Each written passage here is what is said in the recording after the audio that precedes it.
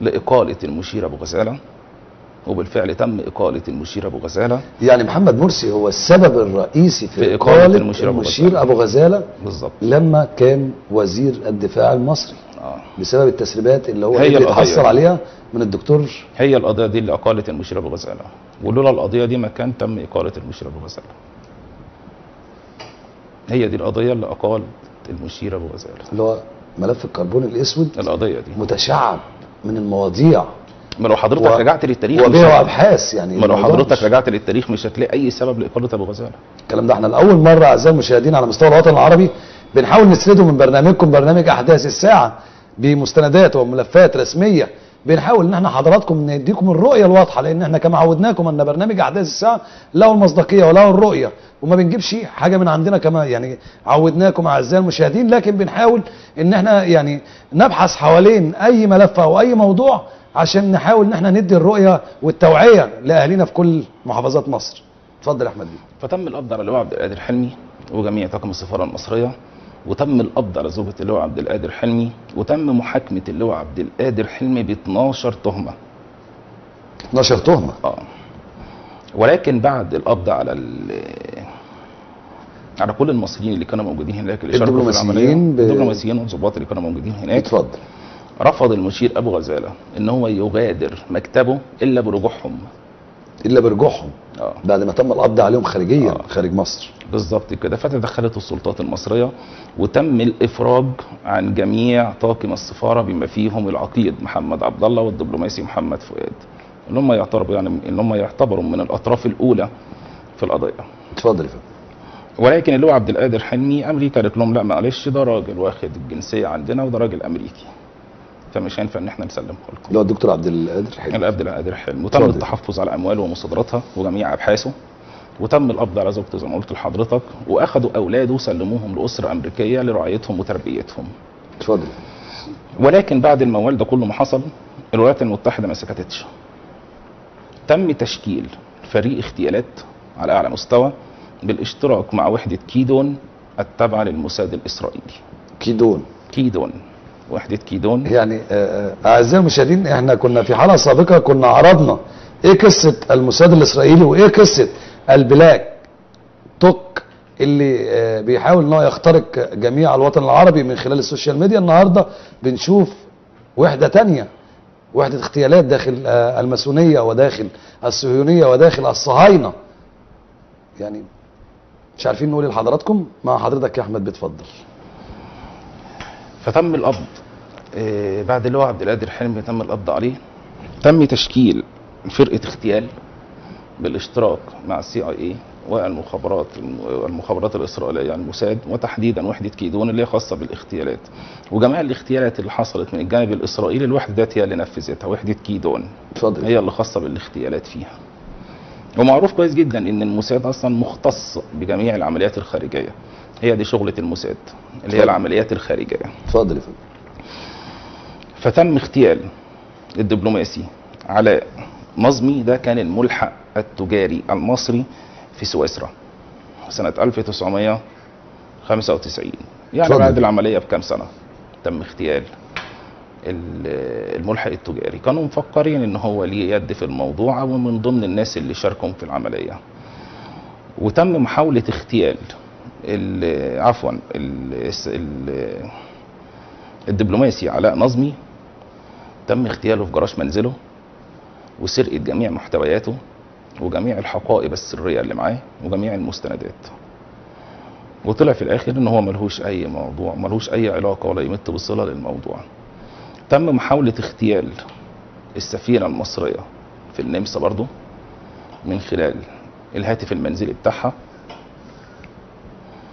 لغموا التليفون، جت تتكلم في التليفون، قامت جايه ضربه قنبله، ولكن يعني ما ادتش الوفاه. حصل لها تشوهات جامده ولكن ما توفتش. يعني ادت الى اصابات. بالظبط. وتم محاصره الارجنتين تجاريا واقتصاديا، وتم فتح او الضغط باوراق مزيفه وبملفات ملفقه لكرولوس منعم اللي هو كان الرئيس الارجنتيني في الوقت ده، وقعدوا وراه لحد لما مصور عليه وانقلبوا عليه نفس طيروا الاختراقات خالص ونفس من- المواضيع اللي هم بالظبط بيعملوها على كده. مستوى الوطن العربي كله. اتفضل يا فندم. وفرضوا عقوبات على الارجنتين بحظر الصواريخ الباليستيه وانتشار الصواريخ. وبالمناسبه اتفضل يا فندم. العراق لما انضربت في احد اللقاءات الصحفيه لكوندوليزا رايس قالت كده بالنص ان برنامج الكندور الذي تم رصد ما تبقى منه من وثائق في العراق عقب ضربها هو كارثه، ولو اكتمل فبقيه انظمه الصواريخ بجواره لعب اطفال. بجواره لعب اطفال. لعب اطفال يعني اتفضل يا فندم. لو المشروع ده تم اكتماله وما كانش الاخوان والاستاذ الدكتور محمد مرسي، اللي استبني يا فندم لو سمحت. الدكتور محمد مرسي سلم الراجل، اللي استبني يا فندم لو سمحت. الدكتور محمد مرسي سلم الراجل، اتفضل يا فندم. كان بقت مصر في حته تانيه. حته تانية ازاي؟ ما انا بقول لحضرتك كوندوليزا رايس بتقول ان كل انظمه الصواريخ بجوار لعب اطفال. احنا عايزين نوضحها للساده المشاهدين يعني. ما هي الجمله واضحه. لا نوضحها اكتر يا فندم لو سمحت. ما بتقول لحضرتك فتقدر تقول لي يا احمد بيه ايه قصه اغتيال اللواء حسام خيرت؟ اللي هو حسام خيرت، نسيت اقول لحضرتك على حاجه. اتفضل يا فندم. لما جت المخابرات الامريكيه كشفت على الموضوع ما قالتش طبعا بقى يعني الاخوان هم اللي وصلونا، طبعا لازم يضخموا في نفسهم ويعملوا الهاله الكذابه حواليهم يعني. تمام. قالوا ان احنا رصدنا مكالمه ما بين اللي هو عبد الرحيم الجوهري اللي هو مسؤول تطوير الصواريخ الباليستيه في وزاره الدفاع، تمام، ومع اللواء حسام خيرت وعبد القادر حلمي بيتكلموا فيها عن ماده كربونيه. عن ماده كربونيه. يعني بمعنى اصح المخابرات الامريكيه عايزه تقول ان الاجهزه المصريه كانت بتكلم الناس بتوعها في امريكا عملتوا ايه في الكربون اللي احنا عايزينه يعني حاجه في منتهى السذاجه. تمام. وطبعا الكلام ده كله ما حصلش، ولكن هم بيحاولوا ان هم يحولوا في الموضوع علشان خاطر يعني يضخموا من نفسهم. ولكن فعلا هم لو كانوا مثلا جهاز قوي ما كانتش ماده زي ديت طلعت 8 طن من المطار وقررت مرتين بعدها في كام شهر. يعني مش مره واحده، يعني مره في مارس ومره بعديها في اكتوبر. نعم نعم. يعني اول مره كانت 8 طن تمام، وطلعت في طياره. تمام، واخد بال سيادتك، وفي صناديق كونتينر طلع منها 8 طن. ولكن طبعا عشان بقى يضخموا من نفسهم قالوا ان احنا رصدنا المكالمات ديت. ففضل مين هنا في القضيه؟ اللي هو حسام الدين احمد خيرت. نعم.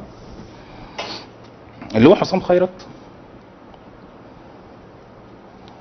زي ما حضرتك تقدر تقول كده كان بالنسبه لهم شبح داخل الولايات المتحده، مش عارفين ان هم يعثروا عليه. فتدخلت هنا المخابرات المصريه واضرمت النيران في مسكن اللي هو حسام خيرت،